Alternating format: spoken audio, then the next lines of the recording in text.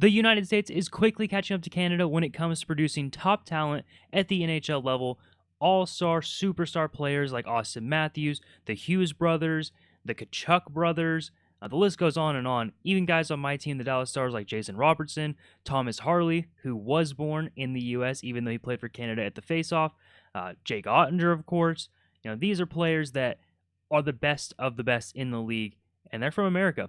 So I think it's only right that we do our first expansion team on my channel as the United States. We're going to do a U.S. only, not necessarily a rebuild, but a U.S. only expansion team where we're going to try and get ourselves a Stanley Cup using only American-born players. So get into the rules here, and there's one exception I want to talk about before I even get going here, and that is Thomas Harley. I know he's listed as Canadian in the game. He played for Canada at the Four Nations Face-Off. If he was selected to the Olympic team, he would be playing for Canada as well. But he was born in New York. He has dual citizenship. I don't know of any other exceptions to that rule, but just being a Stars fan, and I've done a few of these fantasy drafts before, I know he's probably going to be available, coming up at the end of his contract. So I just want to put that out there right now that if he is available, Thomas Harley is an exception because he was born in the United States. Now, anybody else, I don't really know much about, that type of situation happening other than him. But moving forward, if it says United States on their player card in the game, then they will be available for us to select. That goes for the draft, that goes for trades, that goes for free agency. But other than Thomas Harley, that's the only guy I can think of that will show Canada, but he is still American. Moving on, we are going to get through this fantasy draft. We have 31 teams. The Seattle Kraken are exempt from the expansion draft rules. So we'll go through these. We'll pick up our players. And again, it's not necessarily about being rebuilding. It's not necessarily about being good and young. It's about getting the best players now so we can try and win a Stanley Cup as fast as possible using American-only players. So we'll jump in now. The first team up is the Anaheim Ducks. My selection from the Anaheim Ducks is going to be Ryan Poehling, 25 years old, 80 overall. He's got a couple years left, so that's only 1 year of the franchise mode since, this next year will be 1 year on the contract. So anybody that says 1 year will be a UFA or an RFA depending on what their status is. But, I like Poehling. He's a good younger-ish forward at 25 years old. He has a two-way forward kind of build. I think it's a good start. Boston is up next, and we're going to start building out our D-core with a very young player here, Mason Lohrei, 23 years old, 83 overall. Pretty good player already, and he probably has a lot of room to grow as well. 6'5", 211, 3 years on his deal, so this will be 2 years after this, and he's an RFA. Only 2.8, so we do have to stay cap compliant, but he is a great selection for us from Boston. Going into Buffalo, we have a very interesting player here. Owen Power is not protected by the Buffalo Sabres, 21 years old and 86 overall. This would be a pillar on the defensive side. However, he is not American. But Kesselring is American, 24 years old and 85 overall. As I show you here, he is American. Only got 1 more year after this one on his deal, but he is an RFA, so we could bring him back. Kesselring's already been a part of a rebuild of ours, and he was really good for us then. So we'll go ahead and bring him in there. Blake Coleman is my selection for the Calgary Flames, as you can see. Just a little bit on an older side for this team, 32 years old and an 84 overall, and he just is the best American-born player on this team. I would be interested in, Kevin Ball, but he is Canadian. Jake Bean is all right as well at 26 years old, but also Canadian. So Blake Coleman's just kind of the guy to go for. He is from Texas, so, being a Dallas Stars fan, that is also fun. Good veteran presence. And now we'll go into Carolina. And Carolina left a couple guys unprotected as well that I would love to have. Svechnikov is here, 88 overall at 24 years old, but obviously Svechnikov is not American. Seth Jarvis as well, 22 years old, 88 overall. This would be a huge pickup for any team, but again, Canadian. So we're going to move down now to Gostafar or Roslovic. So these are two American-born players. Gostafar's just got a couple years left on his deal. Being 2 years after this at 2.7 is a really good deal. Roslovic is expiring, so he'll be a UFA this year. He'll actually probably be in free agency when we get there, so we could potentially snag him later on. So we are going to go with Shane Gostafar. Going into Chicago now, this is an interesting team as well. Nick Foligno is here at 36 years old. He is American, but I think we're going to look for our first goalie, and hopefully he's unprotected, and he is. Spencer Knight, the American-born goalie, 23 years old, 82 overall. We did a Blackhawks rebuild before this one, and he progressed into an absolute elite goalie for us. So we're going to hope he can do the same thing as we draft him from Chicago. Moving on to Colorado, and they're a bit of a weird team as well. Cale Makar is unprotected, obviously. That would be our pick if we were looking for Canadian-born players. Gerard also is very good, but Canadian as well. We have a couple more guys to go through, but Brock Nelson, kind of similar to Blake Coleman, American-born, a little bit on the older side, so he's kind of a veteran presence, and his deal is not great. 7.5 for 4 years for Brock Nelson, already an 85 overall, and he will probably just keep getting worse in the game, so we probably don't want to go that way. O'Connor, Kiviranta are not American. VC is American, but 31 years old. I'm not sure that's something we want to bring in at an 80 overall. But Jack Jury, 24 years old, 80 overall. Got one more year left on his deal after this one, and he is American. This is probably our best option for right now. This will be somebody, on the bottom of our lineup, adding a little bit of depth to our four group, and moving into Columbus now. Columbus is another team as well. It's a little bit older and doesn't have a lot of great American options. Christian Fisher is American. He's 27 years old, 81 overall. But I think our best look is actually Luke Kunin, 26 years old, 81 overall. Again, he is expiring, but he's an RFA this year, so we'll have his rights so we can potentially bring him back or trade him out. But there's another player that's going to be more of a depth forward for us than anything else. So we'll go ahead and take him and move on to my Dallas Stars. And I am hoping here, obviously, for Thomas Harley. And there he is. Matt Duchene is here. This would be a great pickup, but Canadian, of course. Now, Thomas Harley shows Canadian, but like I explained, and you guys can look this up as well, he was born in Syracuse, New York. So he is a dual citizen and American. So we're going to go ahead and take Thomas Harley now. He is coming up needing a deal. So this will be a pretty expensive deal. He's only 22 years old and an 87 overall, but that is a pillar of our defense moving forward as we move on to Detroit. Detroit's another team that's a little bit older, and by a little bit I mean really old here. All these players, 29, 32, 35, 34, 33, 32, the list goes on. These are older players, but the best player that I found is actually JT Compher. Now, I doubt he sticks around on this team this whole time. He has a 10-team no-trade clause, so definitely movable. 5.1 million, that's a little steep for 4 years for an 83 overall. So we'll probably end up moving him out, but he's a pretty good, veteran presence in the middle of our lineup as we move on to Edmonton. Edmonton as well, leaving Evan Bouchard unprotected, but Canadian-born. Ekholm is not American either. Jake Wallman, also Canadian. So we have to go a little bit further down to find a American here that is actually available, and that's actually going to be Ty Emberson, another former Shark, 24 years old, 78 overall, was born in America. He is an RFA, but he has an extension for the next 2 years at $800,000, so really cheap. Could just probably be a depth defender for us. Not a whole lot from Edmonton that's available right now. As we go on to Florida. Florida's a similar position. Lundell, somebody I'd love to have. I love Anton Lundell, but obviously not American. Nate Smith is 32 years old, 82 overall. Only a one-year deal. He's a UFA after this, but we could bring him back. But he's probably just the best option to bring somebody in right now. From this Florida Panthers team, they don't have a lot of American-born players on their team as we go into the Los Angeles Kings. Drew Doughty is here, obviously Canadian-born, but would be a wonderful pickup on our back end, a veteran presence, but can't draft him. Philip Deneau as well, also Canadian-born, so we won't be taking him either. Trevor Moore is an American-born player, 29 years old, 84 overall. $4 million for 4 years is not too bad, but Alex Turcotte is also American-born. He is a 23-year-old, 80 overall forward as well. I just think he has a little bit more upside as we move forward. Got a couple years until he's an RFA as well, so we'll have a little more control over him than we would have over Trevor Moore. So we're going to take Alex Turcotte from the Kings as we move on to the Minnesota Wild. The Wild have a couple guys here that I would normally be interested in. Spurgeon, obviously. Marco Rossi, somebody to be very interested in this game, an 87 overall at 22 years old. Jake Middleton, he's okay. He is also Canadian.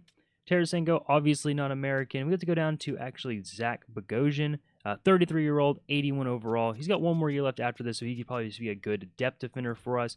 Since he is a defensive defenseman, I don't mind that on our bottom pairing. So we'll go ahead and take Zach Bogosian and move on to the Montreal Canadiens. The Canadiens have left Matheson unprotected, Savard, Josh Anderson, so decent players here, especially Matheson at the top.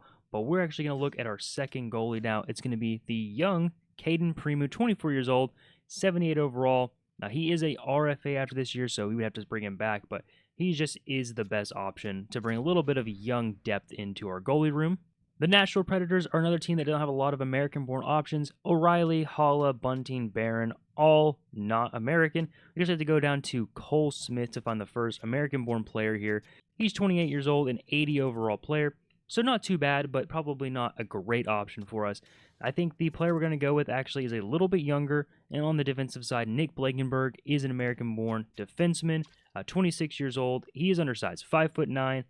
Plays both sides though, so it's somebody that I think could be interesting for us, but probably doesn't factor in a ton. But we'll go ahead and take him because there really isn't much better options on the Nashville Predators.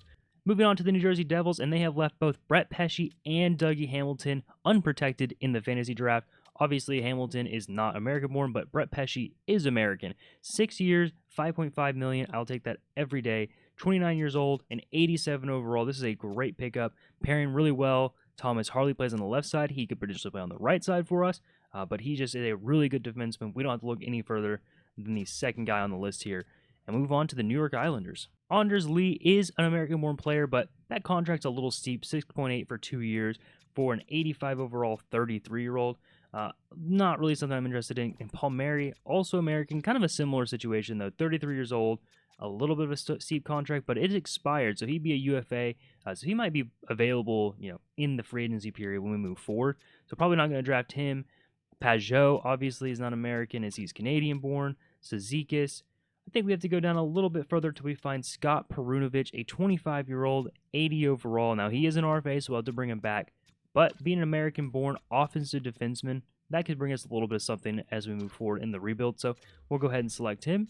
Moving on down to the New York Rangers, and they left Adam Fox unprotected in their draft, a 92 overall, 26-year-old, $9.5 million for 5 years. I don't care what the contract is. This is the best player on our team, and we're going to snatch him up immediately. Don't have to look any further. That is a great pickup for our defense. Our defense is looking good. And so far we have Harley, we have Pesce, we have Fox. That's a really good, 1, 2, 3 pair. Now, I don't know if we'll keep all of them. That's something that's kind of interesting moving forward as well, as we kind of get a little bit into this rebuild. Is I've done a couple test rounds of these, and the defense usually ends up really good. The offensive forwards are lacking, so we might have to move a couple of these guys out to balance this team a little bit. As we move on to Ottawa. Ottawa has a little bit of youth for us. 23-year-old Shane Pinto, 83 overall, American-born center, 6'3". I really like Shane Pinto in real life and in the game. He's got 1 year left after this one to be an RFA, and we'll bring him back.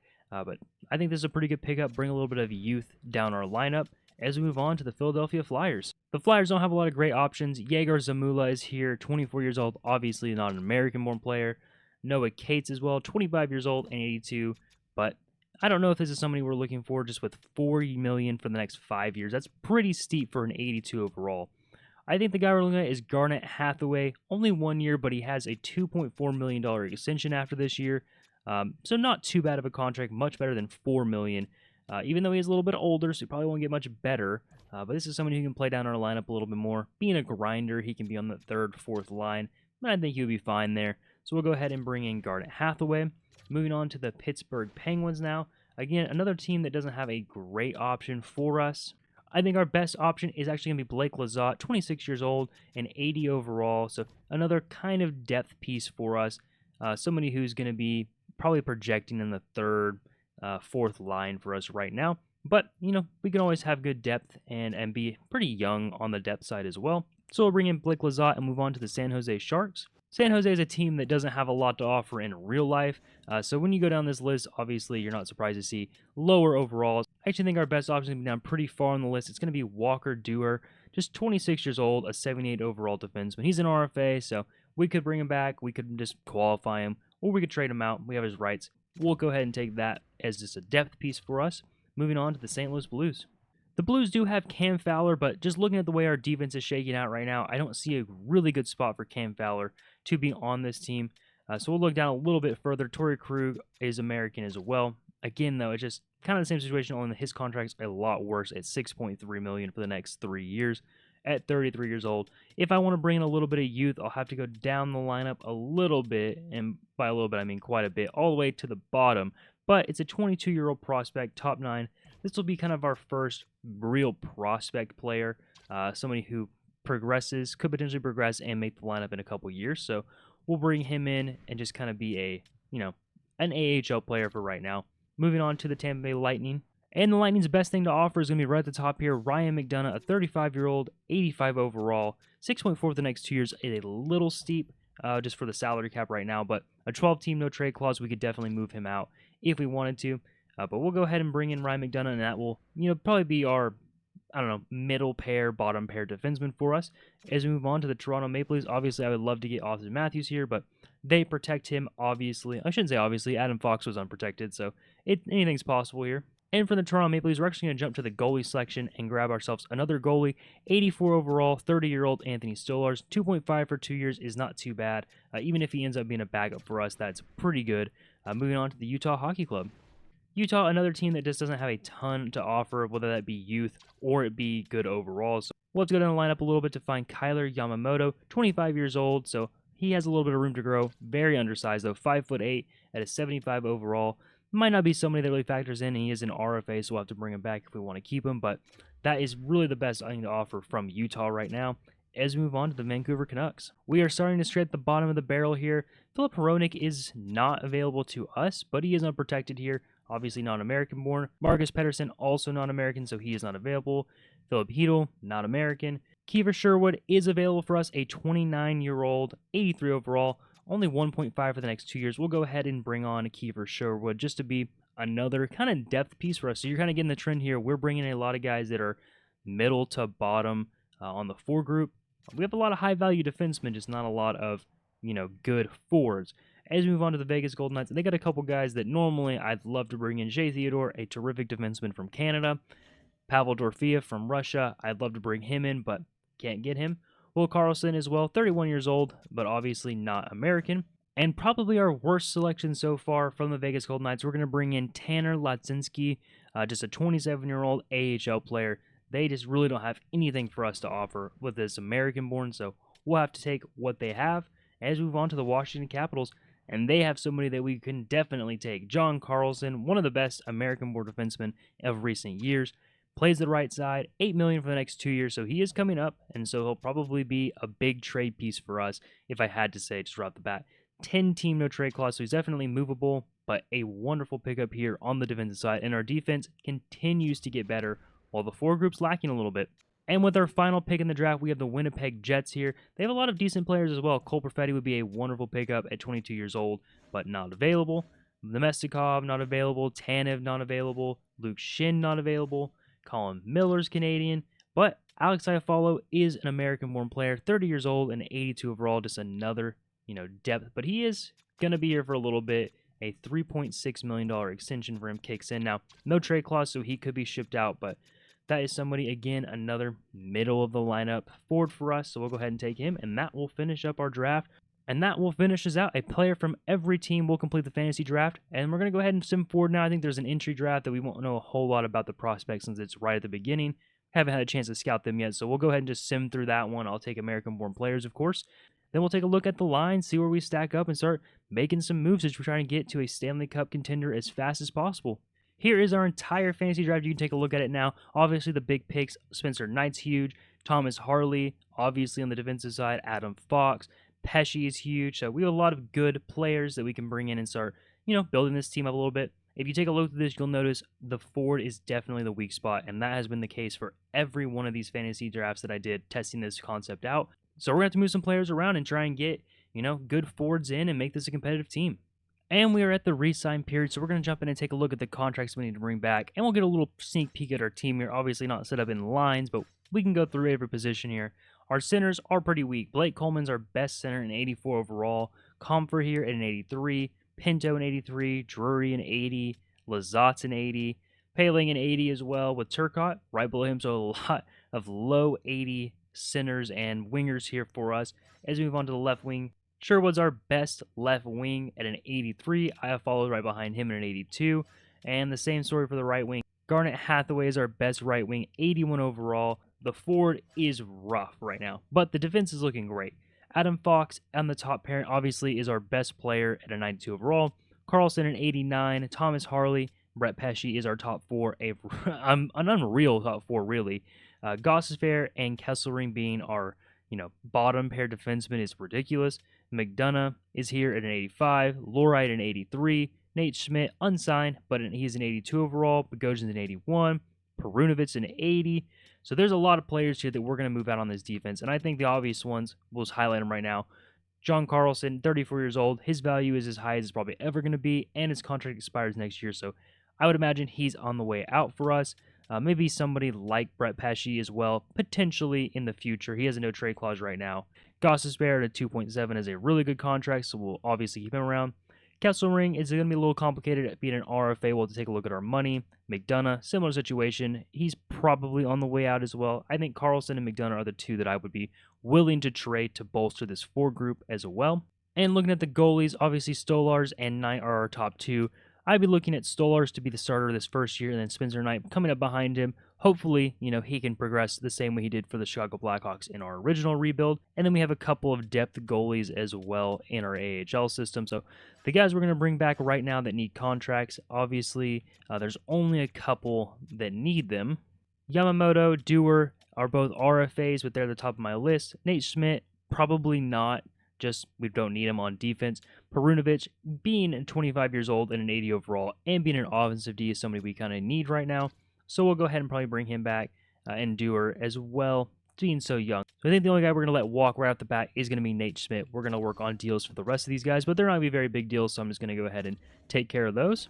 And if you were wondering, we do have $9 million in cap space, so we have a little bit of money to play with, but the free agency class is pretty much already signed in real life, it being September now while I'm recording this, so it's going to be probably pretty slim pickings. I know Roslovic will probably be there. Nate Schmidt, we just let go to the free agency class. He'll be there, but it's probably not going to be any big superstars available for us in year number 1 in the free agency class, so we might go to the trade market, or we maybe stand pat for the first year and just, take our licks being a newly established team and see where we end up in terms of draft position. And the free agency class actually ended up being a little bit better than I was expecting. A couple RFAs here at the top is going to make it look pretty good. Marco Rossi, 22 years old and 87 overall. Cooley, also 22 years old and 86 overall. Riker Evans. But really the first UFA is Ethan Bear, only an 83 overall, so not very good in terms of UFAs, but we can't get any of these guys. They're all not American-born players. The first American-born player is actually quite a ways down the board. It's going to be Eric Robertson here, a 30-year-old, 29-year-old, 82 overall left wing. I just don't know if we need another 80, low 80s guy in the middle bottom of our lineup. So we are probably going to stand pat in free agency, hold on to this $9 million, and see if we can make some deals as we move on to the next year. And we are going to go ahead and look at the trade market. So a team that I'm kind of circling in on now are the Dallas Stars. Now, there's a couple reasons for the Jason Robertson at the end of his deal. Now, he did get an extension in this franchise, a 3-year, 7.5. Actually, a terrific deal for the Stars. If they get this done in real life, that would be insane.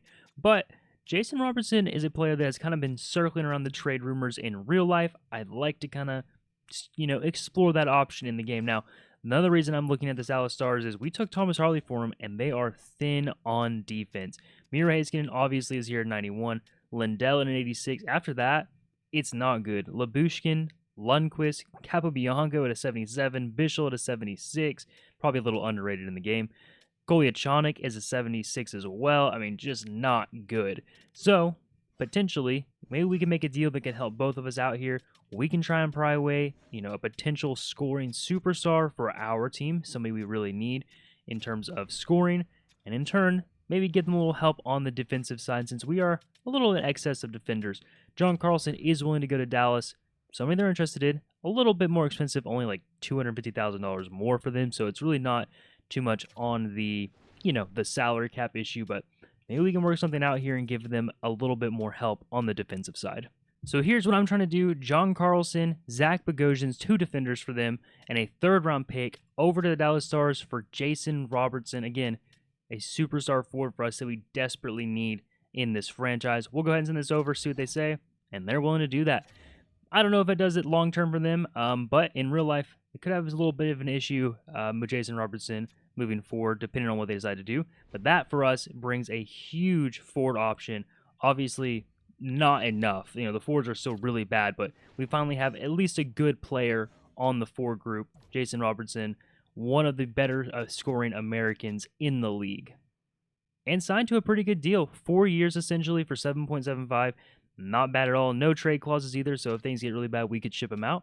But I really like that move for us. Obviously, John Carlson is good, but he was older, and the Stars just needed help on defense. It made sense for both of us, I think. They got a little bit better in terms of overall team depth. Now, losing a guy like Jason Robertson is tough, but not too bad of a deal if it's what you're going to get back after losing Thomas Harley as well.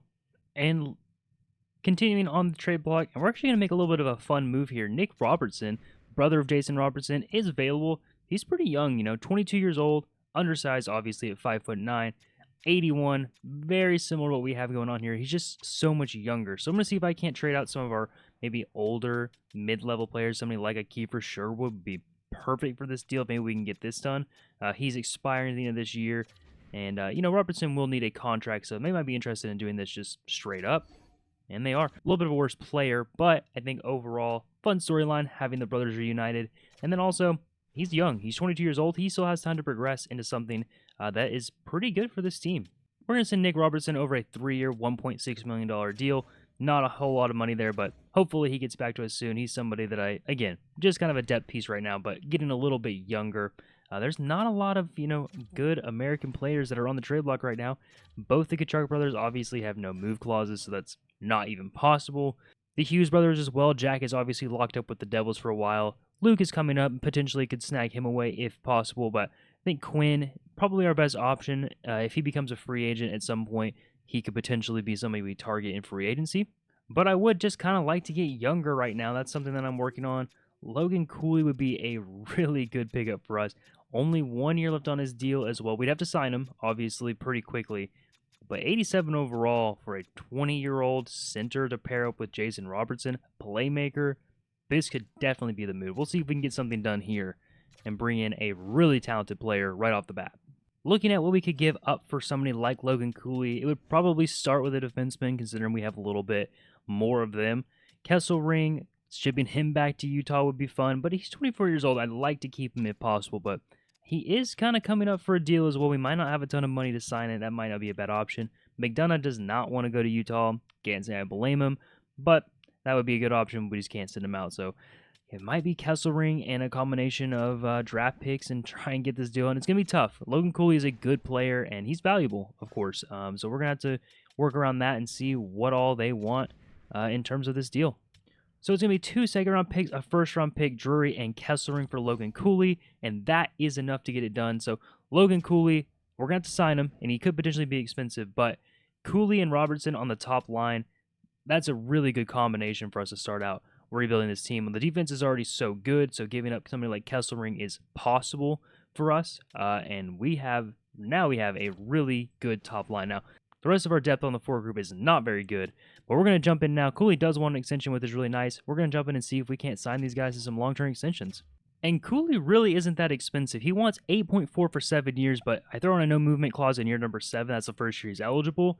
And he only wants 7.5 for 7 years. I think that is a steal for a player that can progress into an absolute superstar. He already has X factors moving forward. So we'll send that over to him. Hopefully he accepts, and he does immediately.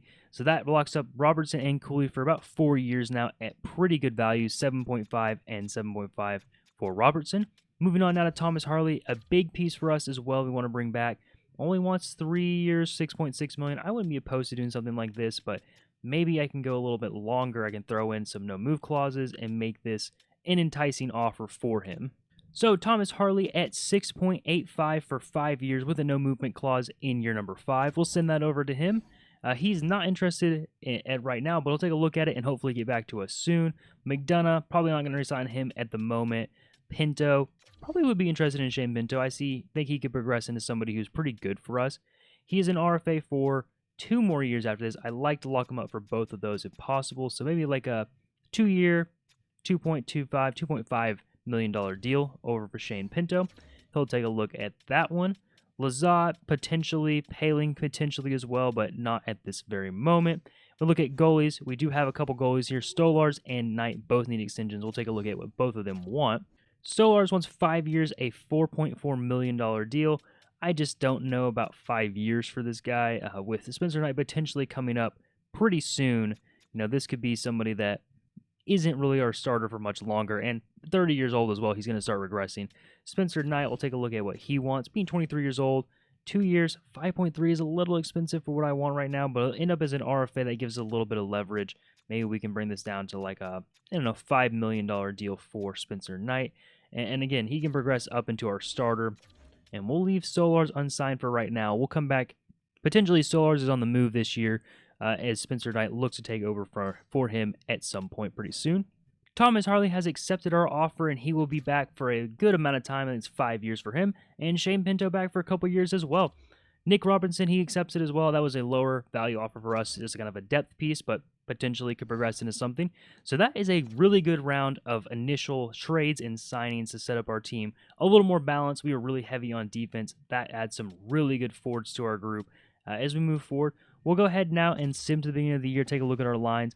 We really do need middle of the lineup depth, which is weird to say. We have a lot of 82, 83, even down to 80 overall guys, but we're missing some of those 85, 84 overall forwards. We have one, Blake Coleman, but after that, it's 84 all the way up to Cooley and Robertson at 87, 89. So we need some more top line and kind of higher in middle of the lineup guys to fill out this roster and be a really true competitor, but a good start.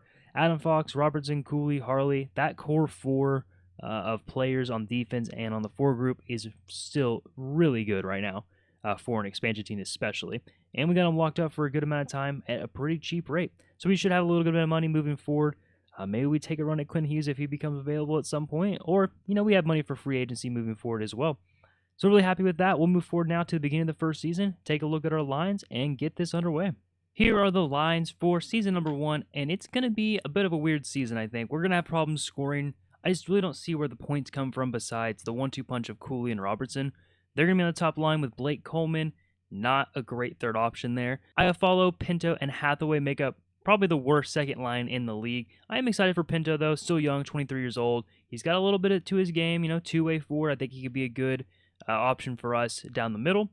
Third line of Nick Robertson, Turcotte, and JT Compher. Again, not a great third line. And then our fourth line of Luke Kunin, Blake Lizotte, and Ryan Poehling. Again, this is an okay fourth line. It's not anything special, but we have okay depth.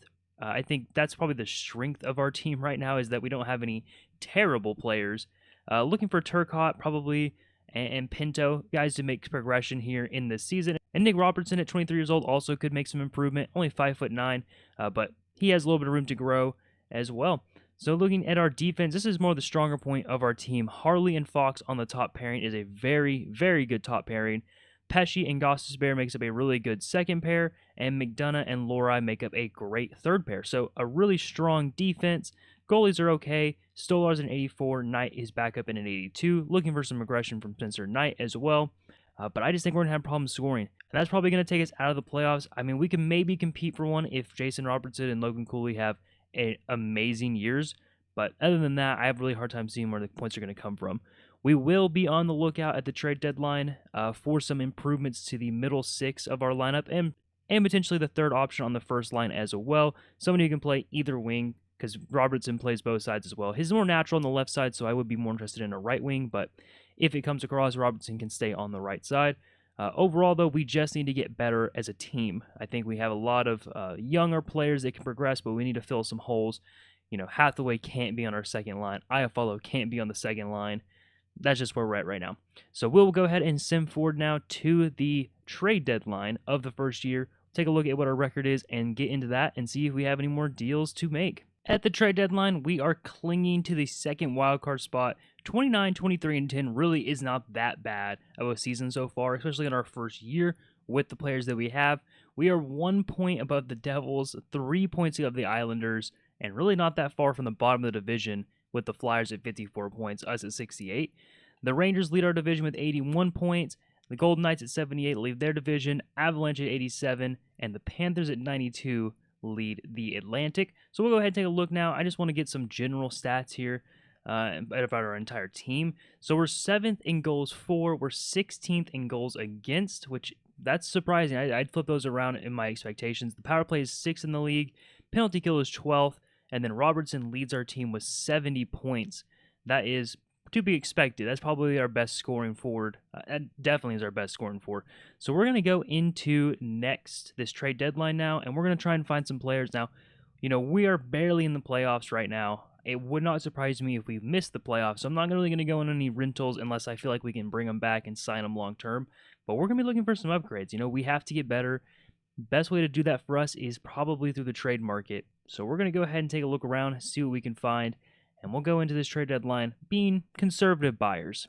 Looking through who is available on the block in the trade deadline, really the only guy that really jumps out to me is Alex Tuch from the Buffalo Sabres. Obviously, an American-born forward, 6'4", power forward would be really nice on the first line, but he can play on the second line too if we bring in somebody that's a little bit better. I just think he would be a really nice fit, bring some size to this team that we're really lacking, and he can score a little bit as well. Alex Tuch is a very good player, and he would probably play on our first line for right now. Going to try and send over JT Compher at 50% retained, Luke Kunin, and a third-round pick. This probably isn't quite enough, but, you know, he is on the block. This might be enough to get it done. Not quite. So they do want JT Compher. They don't really want Luke Kunin. We'll go ahead and take him out and see if there's maybe a defenseman that we can sneak in here and get this deal done. Emerson is a lot lower value, so we're going to throw in another pick here to try and get this done. Maybe a third-round pick next year. See if that's enough. So 2/3 Compher and Ty Emerson. And that will be enough. Alex Tuch, he will have to be extended, but I think we can get him at a pretty good deal if we can bring him back this year, and he could be a long-term piece on our team, power forward. Really like that move for us. I'm going to jump back in now and just see if there's anybody else, maybe a little bit lower value than that we can trade for. I don't want to spend up all of our draft picks right now, but, you know, we really have to get better through the trade market, not through the draft, since we are kind of on a trajectory right now of being a competitor in the next couple years. And that is going to do it for our trade deadline. So really the only big move we made was Alex Tuch, bringing him in. He's going to be a really good addition. Now, we do have to sign him. He's not interested in an extension right now. I'm going to take a look at what he wants. 5 years at $8 million. That's not too bad. Maybe we can throw in some no-move clause, maybe like a modified 50%, and maybe get him maybe around $7.5 million. That would be a great deal. We might not send this over right now, but I want to see where this is. Pretty close. So we'll go ahead and wait a little bit longer on him and maybe come back around. McDonough needs a contract as well. We probably want to keep him around. 1 year, 4.6. Maybe we can do like a 4.5. Maybe even lower than that. Keep going down to like a $4.3 million deal for McDonough. We'll send that over. Takes a little bit of a discount, about $2 million discount for us as he gets older. That's not too bad. Lazat, Paling need contracts. We'll wait on them with Dewar and Yamamoto as well. Take a look at our lines. We'll put a slot Alex Tuch in on that first line. Probably on the right side, let Jason Robertson, go back over to the left. The middle six is still looking pretty weak. Coleman on the second line, it looks a little bit better than he did on the first line. Iafallo, Hathaway just cannot be our right wing on the second line. Shane Pinto down the middle with Lazat. Yeah, I mean, this is a bad team still, I would say. Maybe borderline playoff team with the scoring we have on the top line. And these guys fit together really well, a +5 on the first line. Defense is unchanged. Go ahead and flip some of these guys around since it likes to reorder them. And it looks pretty good. I mean, that's a good defense as well. So we'll go ahead and start the rest of the year, see if we end up making the playoffs, and then look at our stats. And we get into the offseason for year number 2. Ryan McDonough did accept his contract, so just a brief pause here as we get down to the end of the year. But that's a good addition back for one more year. Probably a trade piece here at some point, maybe this offseason. Or potentially the next trade deadline, but that is a good player to bring back at this point. In our first year in existence, we are going to sneak into the playoffs at the first wildcard spot, 90 points tied with the Penguins, but we had the tiebreaker with them. We ended up at 38, 30, and 14. Really not a bad record for our first year in existence. We are tied, obviously, with the Penguins at 90 points. They ended up with 41 wins, but just not as many overtime losses. We had 14, a ton of overtime losses to get us into the playoffs. The Devils, Rangers, and Hurricanes were the top 3 in our divisions. The Devils, Rangers, and Hurricanes were the top 3 in our division. We're going to take a look at the entire league now and see where we stacked up. Panthers did win the President's Trophy with 117 points. Stars, Avalanche, Blackhawks. Blackhawks up here at 104 is crazy. The Knights at 101 rounded the top 5. Taking a look at our player stats, Jason Robertson did lead our team, 94 points, 44 goals, 50 assists. A pretty good year out of him. I mean, that is not quite his highest point total of his career, but better than a point per game is not bad with this team. Adam Fox had a great year on defense, 65 points, 59 assists, 6 goals. Tim put up a -15 on the plus-minus. Alex Tuch came in and was our third leading scorer, 64 points, 47 assists, only 17 goals in 83 games played. Gostisbehere, 62 points, so two of our top 5 players of scoring were defensemen. Blake Coleman was our fifth leading scorer, 61 points in 80 games. A pretty good year out of Blake Coleman. Logan Cooley had a bit of an injury-riddled season, 58 points in 59 games, almost a point per game for him. Pinto, 53 points in 81 games, really not bad, 20 goals, 33 assists, that's a good year out of the 24-year-old. Nick Robertson right below him at 45 points, 16 goals, 29 assists, also not that bad of a year in only 80 games played. Thomas Harley at 32 points, 7 goals, and 25 assists. Again, we had a couple surprising scorers, but Jason Robertson was our best scorer as expected.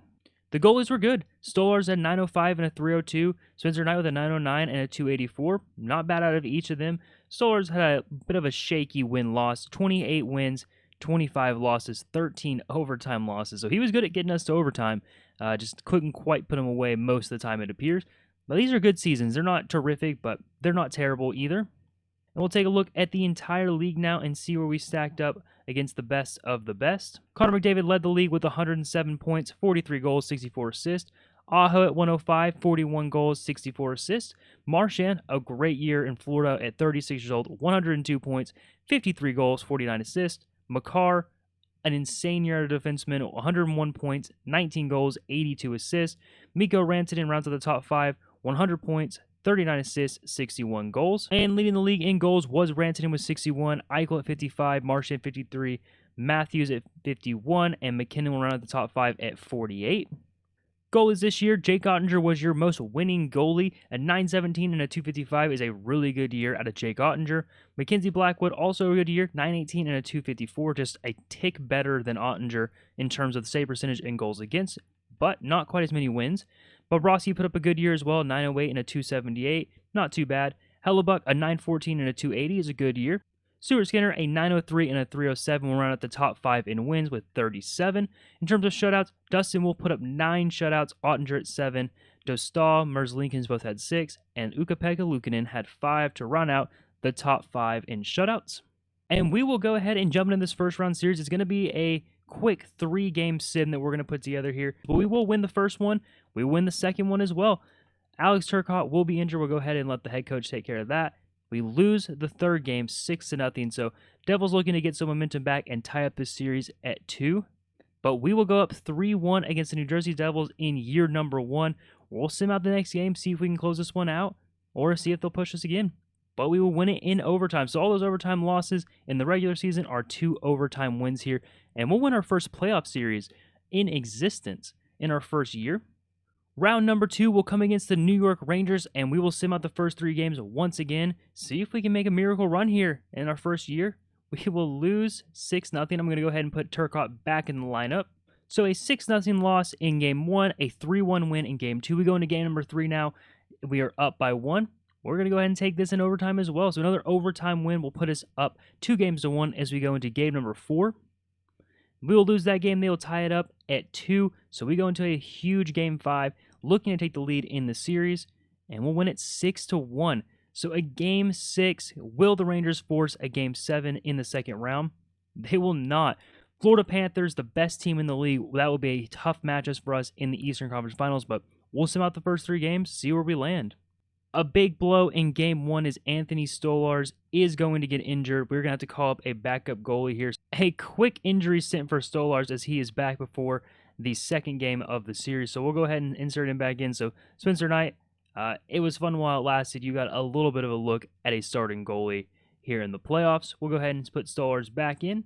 As you look at the first 3 games after the injury stints, an overtime loss in game 1, a regulation loss in game 2, and a big regulation loss 9-4 in game 3. So Panthers are making light work of us. We're going to go ahead and sim out in game number 4, see if they'll put us out of our misery now.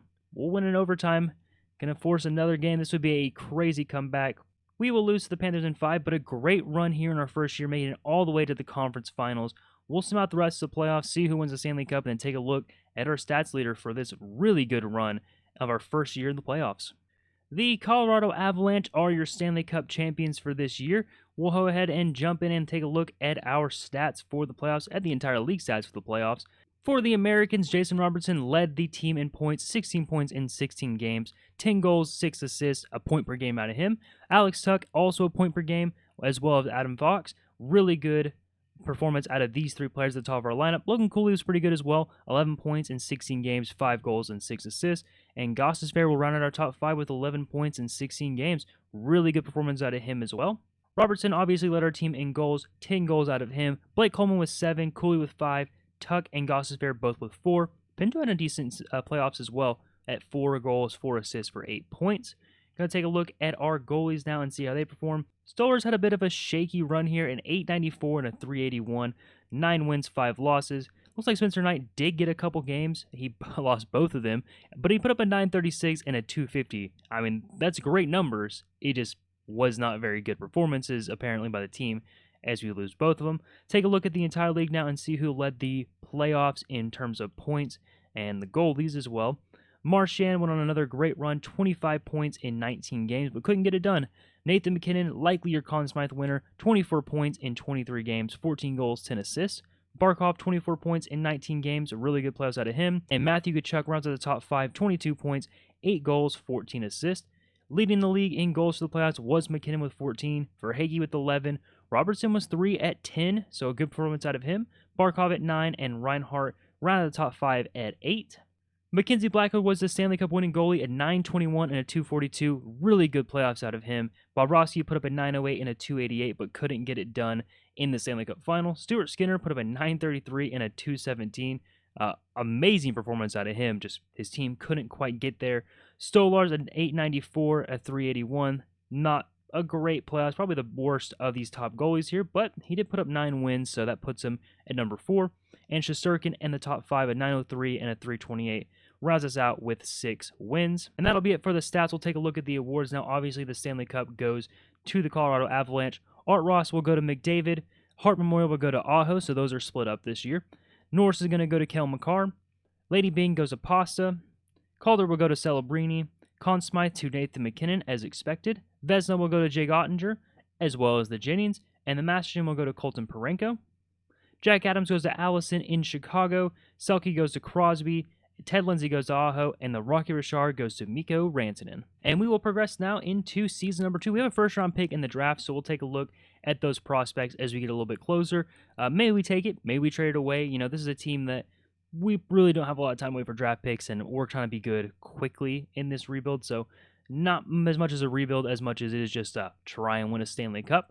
So we will go ahead and see what it looks like, but I'm not opposed to trading this away for a good player as well. Working on contracts before the draft, Alex Tuch is asking pretty much the exact same as he wanted before, a 4-year, $8.5 million deal.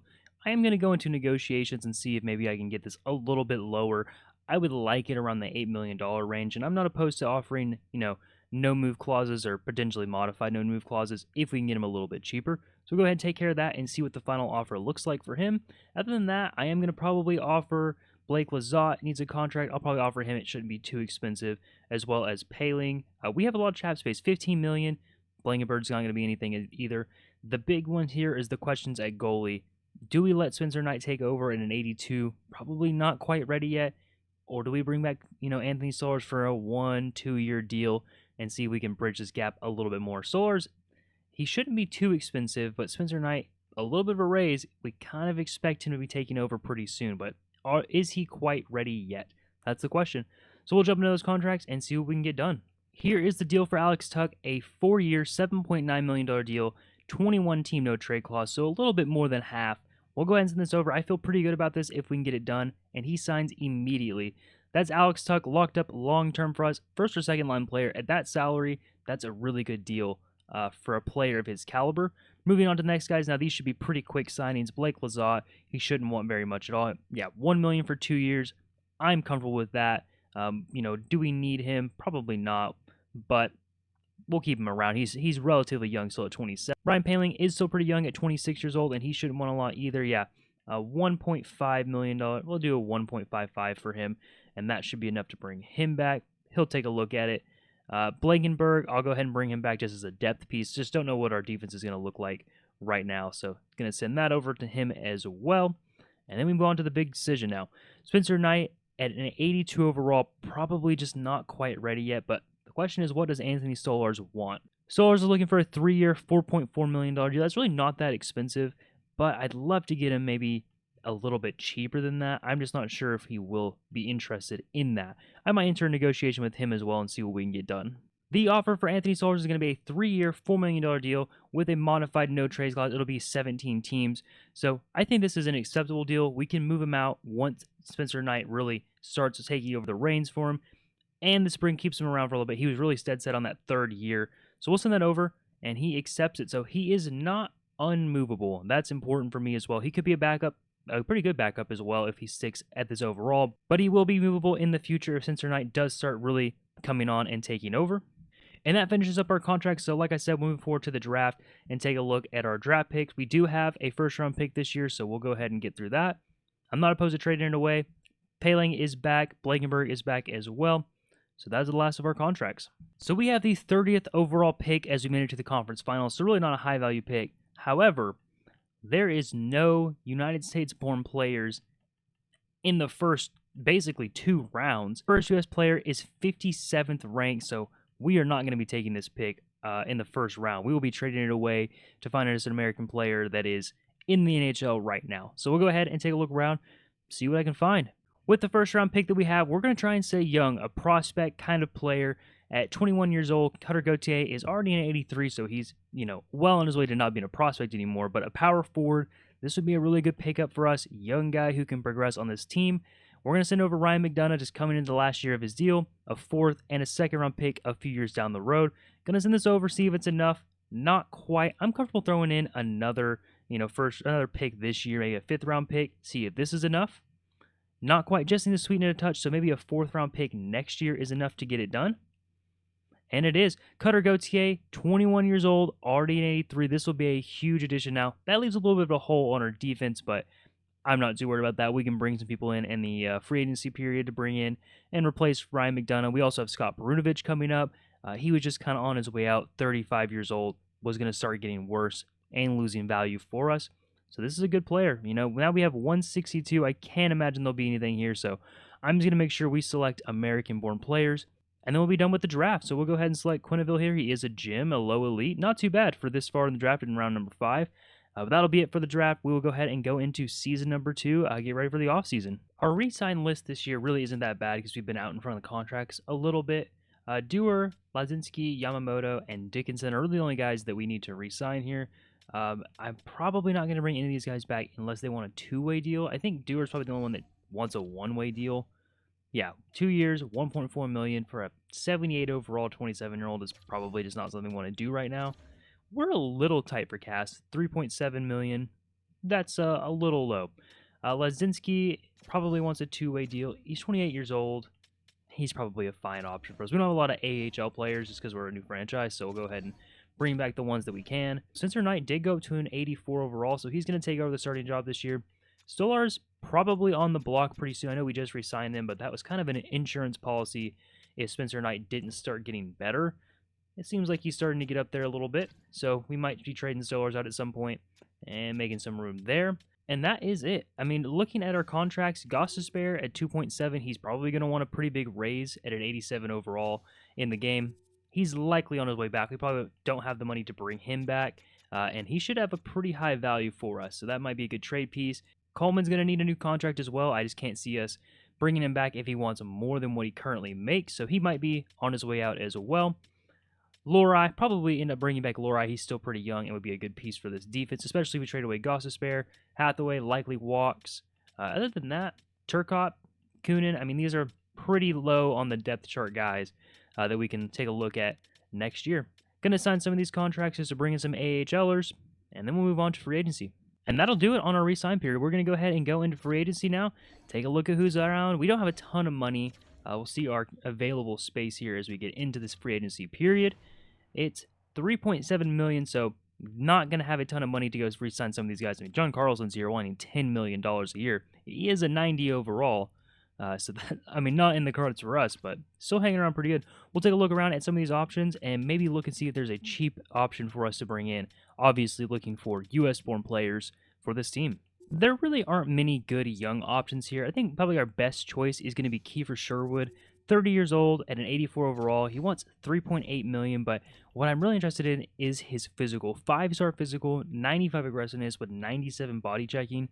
is just a tough guy to play against, and it makes our team a lot tougher in the middle 6 of our lineup. So we are going to enter a negotiation. I'm going to try and lowball him just a little bit and see if we can't get this a little more manageable in terms of a cap hit for us. So we will send over a 1-year, $3.3 million with a 17 team no trade clause. That will get us sent an offer. I'm not sure if he'll accept it. We'll send forward a couple days and see if he does. Nick Foligno here as well. He's pretty cheap, $1.8 million. He's probably a good fallback option. He is old, 37 years old, so I'm not even sure he'll make it the 2 years on the contract that he wants. But being that cheap, I really wouldn't mind bringing him in. Like I said, he probably doesn't make it very long. I'm going to go through and sign some two-way guys as well and just see if there's anybody on our, younger side that can be on our AHL team and potentially come up if we need them. Other than that, that is probably going to be it for the free agency period. Not a lot of money and not a lot of top-end guys that we can afford that are young, good players. Kiefer Sherwood is going to select the New York Islanders over us. That's fine. We'll go back into free agency and see if maybe Nick Foligno is still there. If not, we might just keep our $3.7 million and go into next year with a little bit of money to spend on the trade market and see how it goes. Nick Foligno is still here. We're going to throw a 2-year, $1.75 million deal to him. 4-team no trade clause just to add a little bit more to our offer since there's a couple more teams interested in him. We'll go ahead and send forward and see if he signs, but we're getting ready for season number 2. And Foligno is aboard. The 37-year-old will join our team, has some good veteran leadership in the middle 6. That's it for right now. We will go ahead and sim forward, see how we look at the line section at the beginning of the year, and then we'll get season 2 underway. The lines for season number 2 are looking a little bit better this year. Jason Robertson gets to play on his natural left side with Cooley and Tuck.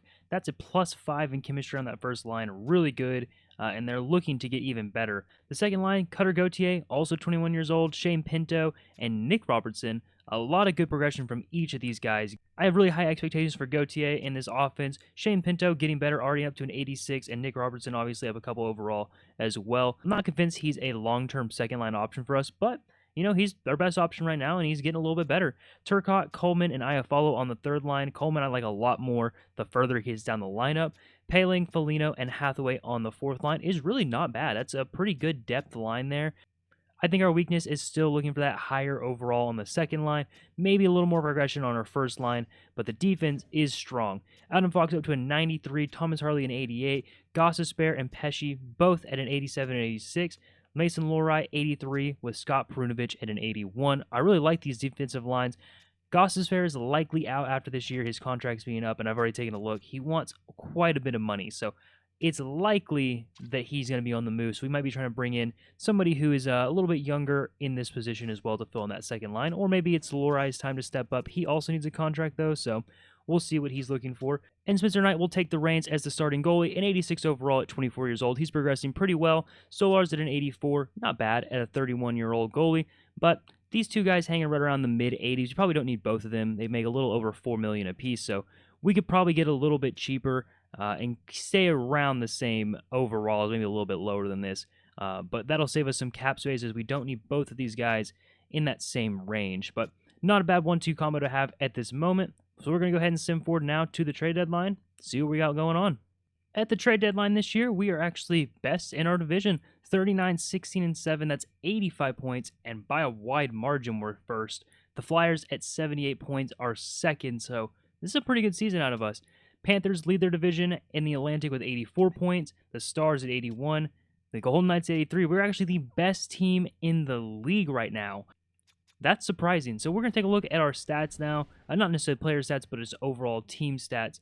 So we're 13 in goals for, but we're first in goals against. The defense and the goalies are putting on a show this year.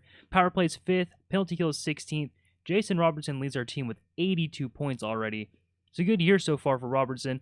We're going to go ahead and jump now into the trade deadline now.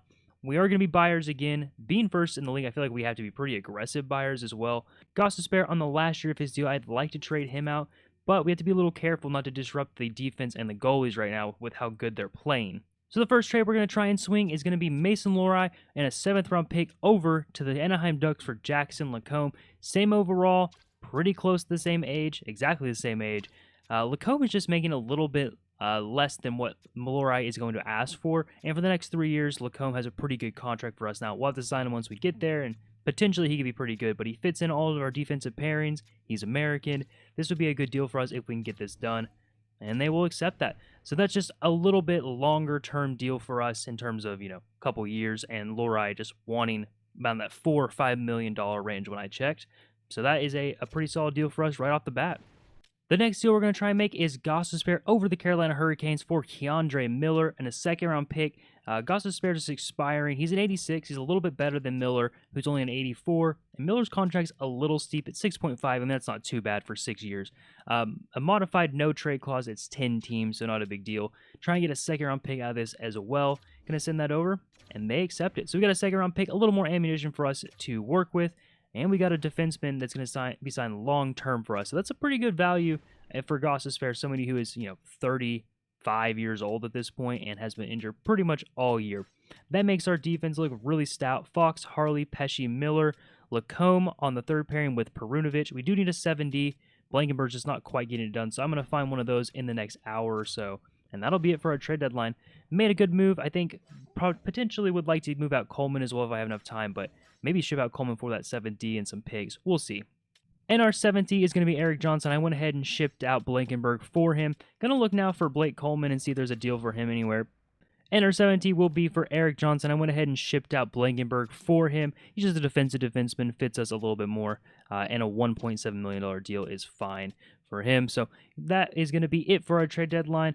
Really shored up our defense and got a lot younger with Lacombe and Miller coming in at 25 and 26 years old, respectively. I think those guys have a lot of potential in getting better as well and signed for a pretty long time. So our defense is looking good now. Fox, Harley, Pesce, Miller, Lacombe, and Perunovic all signed for 2+ years. Perunovic will need a contract coming up, but he's the lowest overall out of them. He shouldn't need that much money. Go ahead and sim now to the end of the regular season. See where we end up. We are first in the league right now. See if we can maintain that first overall spot. We'll get into the playoffs. And at the end of the regular season, we did finish first in our division, 113 points, 52, 21, and 9. Still quite a bit of overtime losses in there. We had a lot last year as well. Looking at the entire league now, the Florida Panthers did end up winning the President's Trophy once again. 116 from them, 113 from us. The Blackhawks, once again, the rebuild, doing a really good job at 107.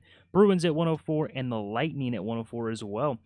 Kind of an interesting top 5 here. Panthers, us, kind of expected for the Panthers. Not really for us. I would say we're a little bit ahead of schedule.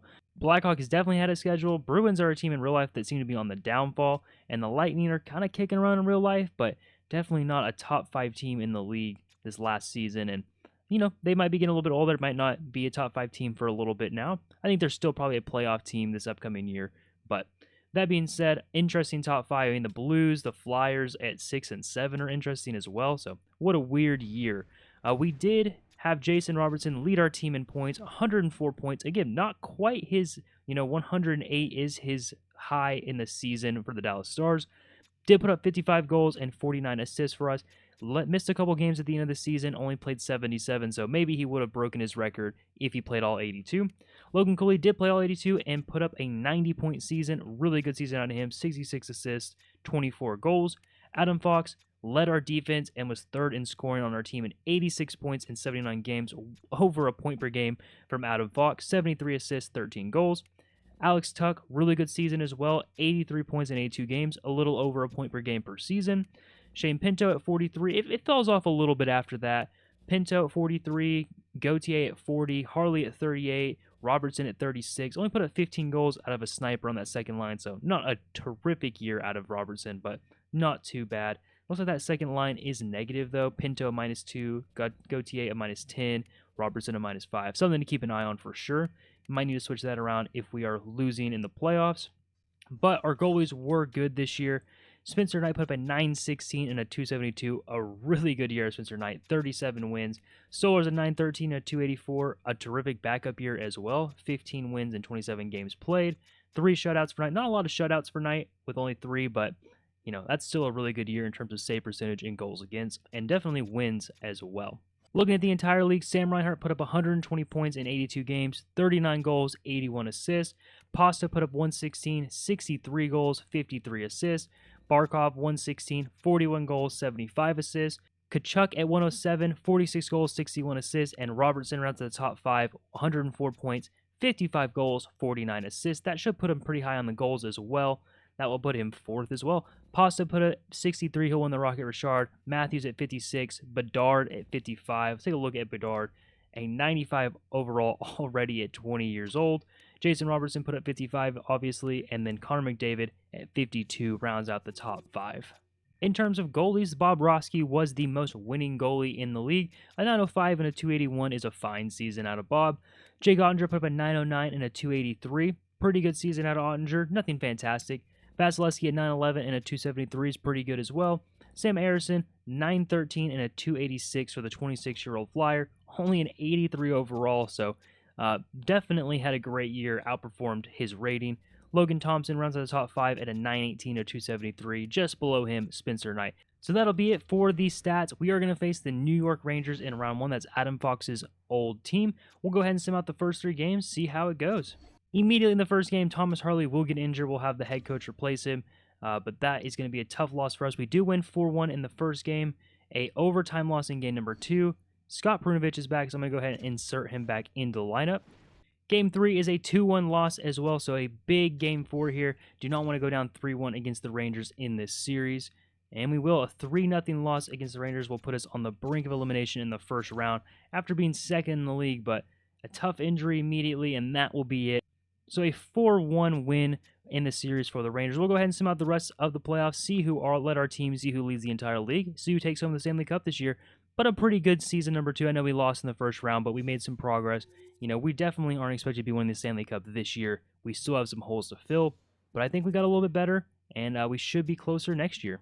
The Winnipeg Jets are your Stanley Cup champions in this sim. We're going to go ahead and look now at the stats for the playoffs, see who took home the best hardware, and take a look at the awards as well. A pretty good playoffs out of our top line. Robertson put up 6 points in 5 games. Cooley 6 and 5. Tuck 6 and 5. Looks like Robertson was doing most of the scoring, but 5 assists for Cooley and Tuck. Pinto put up 3 points in 5 games. Lacombe, it looks like we just didn't have a lot of scoring after that. Blake Coleman only put up 2. Fox only put up 2. Iafallo put up 2 points. So short series for us. It happens. We were knocked out in the first round. Take a look at our goalies and see what Spencer Knight did.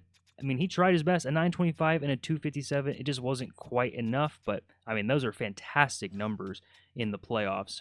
For the entire league, Kyle Connor will likely win the Conn Smythe, 30 points in 22 games, 15 goals, 15 assists. Pasta just came up short, 26 points in 18 games. Kaprizov, 23 points in 18 games as well. JT Miller put up 22 in 21, and Scheifele, 21 in 22. Pasta did lead the league in goals in the regular season and in the playoffs, so a really good scoring campaign out of 30-year-old David Pastrnak. Kyle Connor was the runner-up at 15 goals, with Kaprizov at 12, Barkov at 10, and Lafreniere at 9. Connor Hellebuck was your Stanley Cup winning goalie, and he had a good playoffs, a 918 and a 266, kind of reversing the script on what he's known for in real life. Shesterkin had a good one as well, a 917 and a 260. Wallstead an 894 and a 353. Swayman a 914 and a 282, and Ottinger a 911 and a 283. Looking at the awards, and obviously the Stanley Cup goes to the Winnipeg Jets. Art Ross will go to Sam Reinhart. The Hart will go to Pasta, so split up once again this year. The Norris goes to Quinn Hughes. Lady Bing will go to Pasta. The Calder will go to Savoie in Edmonton. Conn Smythe goes to Kyle Connor. Vezina to Logan Thompson, interesting pick. The Jennings will go to Spencer Knight, though. Bill Masterton goes to Adam Pelech. Jack Adams goes to Falk in Philadelphia. Frank Selke will go to Robert Thomas. Ted Lindsay to Pasta. Rocky Richard to Pasta as well. Good year from David Pastrnak as he cleans up in the individual awards. That is going to do it for episode number 1 of the USA Only Rebuild. We'll get into the offseason in the beginning of episode number 2 as we push for Stanley Cups in season 3, 4, 5 if we need to. We definitely have gotten better pretty quickly. We need to make a little bit more improvements, especially to our middle 6. But I think we're right on the cusp. We have some good young players getting better. I think it'll be a fun offseason as well as we look to have a little bit more money in free agency. We have a second round pick in the draft. We can make that work as well. But it's going to be fun. I think we're going to have a lot of progression here coming forward, and we should be competing for that Stanley Cup pretty soon. If you liked the video, make sure to leave a like and subscribe so you can catch all my rebuilds just like this one in the future. If you didn't catch the end of my Chicago Blackhawks rebuild, you can go check out episode 3 on the same playlist as this one. And as always, I appreciate all the support, and I will catch you guys next time.